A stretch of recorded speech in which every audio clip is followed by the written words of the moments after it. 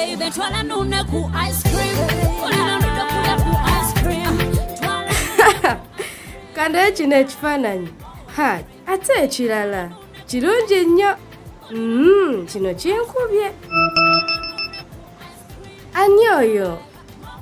Tewali. Badde manyi tetwekweka byama.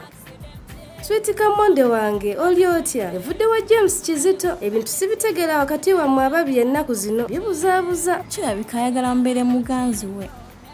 Kati olwo nze sagala kufuna lubuto oba ng'obulwadde obw'ekikaba okimanye.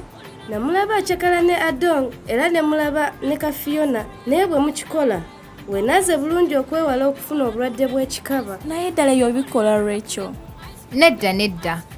Ebyo tebikola bya bulimba. Sheebah? Emikwano gyo gisobola okuwa amagezi ku bintu bingi naye si bulamu bwo. Tolagajjalira bulamu bwo. Buuza omusawo. Toll-free hotline? Eyo gwe nkubira nga ndimu okubuusabuusa.